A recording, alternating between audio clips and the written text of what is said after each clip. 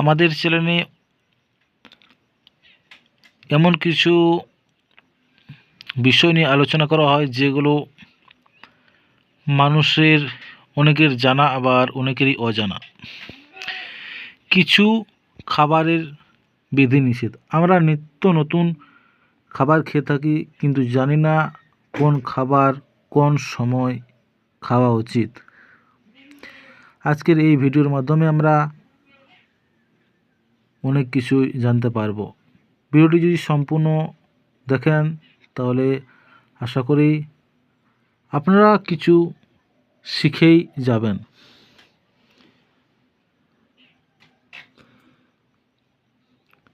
রাত্রিতে দই খাওয়া অনুচিত। দিনের বেলাতেও দই খেলে শ্লেষ্মা অত্যন্ত বৃদ্ধি পায়। মাছ, মাংস, দুধ একসাথে খাওয়া ভালো নয়।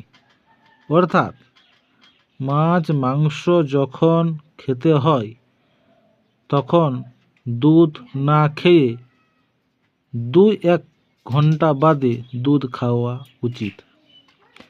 3টি জিনিস একত্রে খেলে বাতের রোগ হয়। চৈত্র মাসে গুড় অথবা মিষ্টি বেশি খাওয়া ভালো নয়, কারণ চৈত্র মাসে গুড় খেলে কৃমি প্রচুর পরিমাণে বৃদ্ধি পায়। তাতে কলেরা, পেটের অসুখ ও আমাশয় রোগ হয়। কার্তিক মাসে অতি অল্প খেতে হয়, অর্থাৎ যতটা কম খেলে চলে ততই ভালো। এই মাসে অতিরিক্ত খেলে বায়ু, পিত্ত, কফ বৃদ্ধি পায়। এছাড়া বিভিন্ন পেটের অসুখ হবে। গ্রহণ যেদিন হবে সেদিন যতক্ষণ সূর্যগ্রহণ বা চন্দ্রগ্রহণ থাকবে ততক্ষণ কোনো খাবার খাবেন না। ওই সময় খেলে বিভিন্ন রোগ জীবাণু দেহে প্রবেশ করে। চৈত্র, বৈশাখ, কার্তিক মাসে মাছ মাংস বিশেষ ভালো নয়। চৈত্র, বৈশাখ ও কার্তিক মাসে মাছ খাওয়া বিশেষ ভালো নয়, কারণ চৈত্র ও বৈশাখ মাসে মাছের বসন্ত রোগ হয়। কার্তিক মাসে মাছ খেলে শ্লেষ্মা বৃদ্ধি পায়। এটা শীতকালে ঠোঁট ফাটার একটি কারণ। পৌষ মাসে অন্যান্য মাসের চেয়ে খাদ্য বেশি খেতে হবে। পৌষ মাসে অন্যান্য মাসের চেয়ে খাদ্য বেশি খেতে হবে। এই মাস টানের মাস।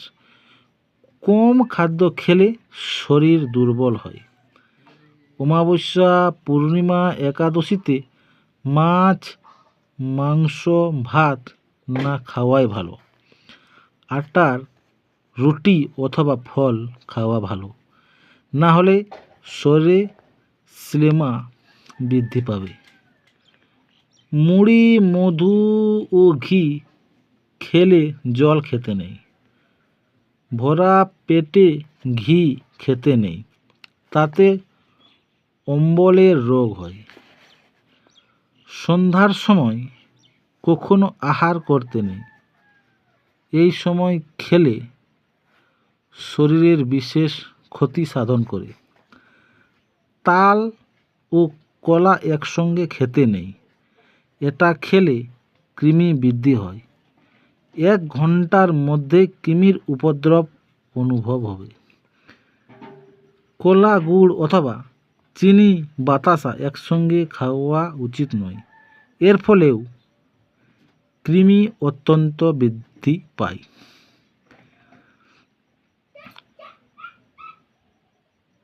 এই ধরনের নতুন নতুন ভিডিও পেতে আমাদের চ্যানেলকে সাবস্ক্রাইব করে আমাদের পাশে থাকবেন।